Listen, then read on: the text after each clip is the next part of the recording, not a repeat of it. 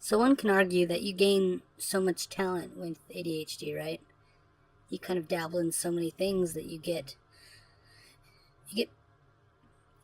I don't know, you're not like an expert at everything, but you get good at a lot of things because your body just needs different stimulation, right? Even though you can't finish projects, you I don't know, you like acclimate pretty quick, and things just start clicking, right? Um, would I trade it to get back what I lost with my family? Yes.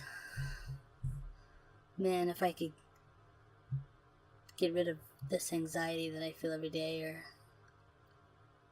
this unsatis, dissatisfaction, this dissatisfaction generally with like everything now, and this depression. Holy crap! I'd take it back.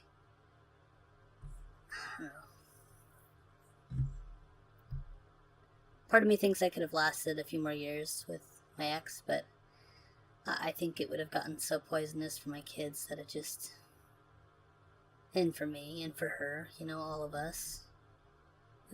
My kids are starting to be affected by our fighting, and it just wore on me so much. I don't know. I think things would have been different if I wasn't ADHD, for sure. 100%. We'd probably still be married. I mean, I don't know. Am I blaming it on a label? Sure, but it's so intertwined with who you are as a person that you can't separate the two. You can't just.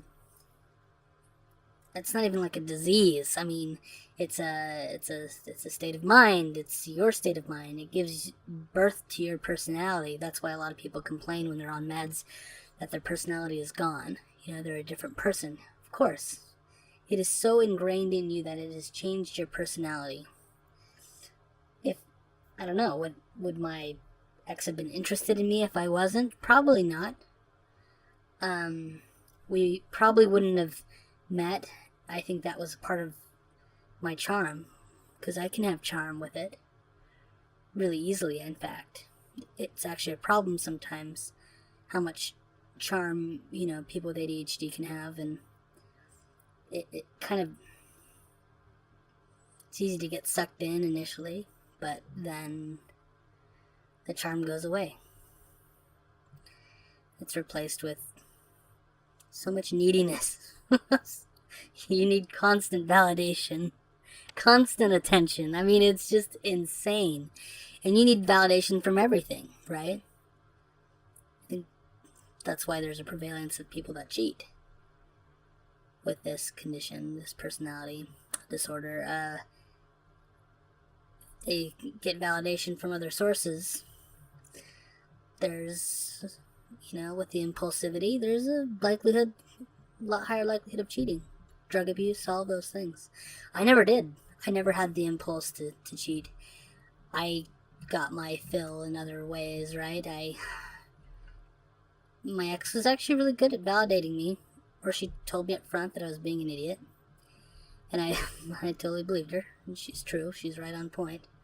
She knew my personality. She's known for years, and she was so good at just telling me up front. It got me good at being more upfront with other people too. I just learned so much from her, and I felt like I didn't reciprocate that at all. I mean, maybe I taught her patience, but other than that, like, I felt more of like a child in the relationship, of course, which is very typical. But I don't feel like I gave her anything except for my beautiful two boys. Which, if they're like me, or if they're ADHD, I feel for her. That's only going to test her patience even more. She's got to deal with them full time, and I was a terror. I'm just so bad. My kids are angels, though. I mean, I think they're angels. I think I'm the one that's got the problem, not them. My 3-year-old, I think he's going to develop it, or it's going to start coming out more and more. He's very Very similar to me. So similar. Oh my gosh. But he's articulate. He doesn't stutter like I used to. I grew up with a terrible stutter. My 7-year-old though, he it's not a stutter like mine. It's a little different. But he hangs on words for a while. He's thinking too quickly. He's going to the next word too fast, and he kind of hangs on it. So it's not like, but I had such a bad stutter. I'd stutter. Like, it took me 12 times to get it out. I hated starting sentences. I couldn't start a conversation. I'm sure it contributed to some of my social issues or my ability to call people on the phone or go into social situations. It really worked on me. That and the obesity and just everything. The isolation with my dad growing up, being a middle child, being an only child, being all the different types of child you can be. And just all of my life experiences coupled with me having some things that I needed to overcome that I still haven't. That really put a strain on my marriage. Puts a strain on my everyday existence. I feel that every time I walk into a house. I feel I'm just never comfortable, right, with any situation. Always feel like I'm the odd man out.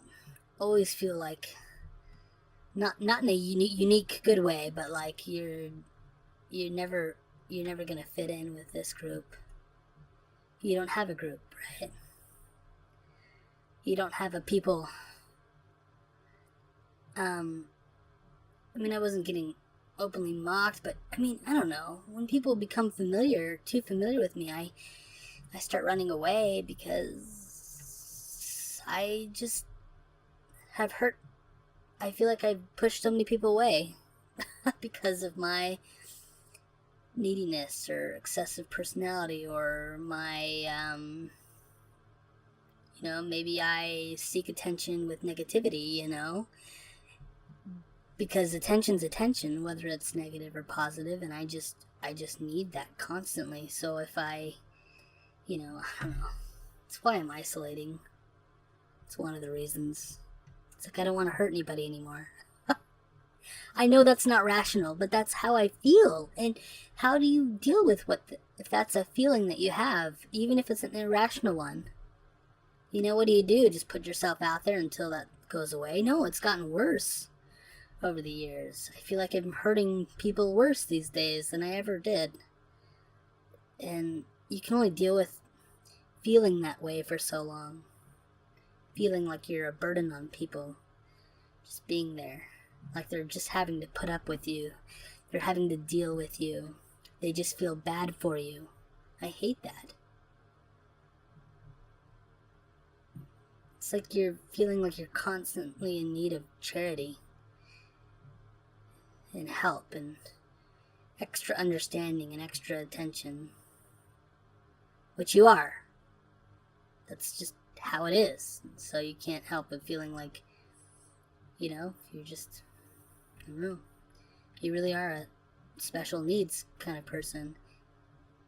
And if you really truly have it, like you really do feel this way.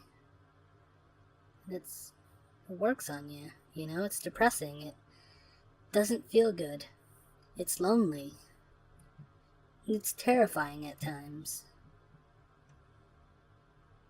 It leads to what you consider as so many failures in your life.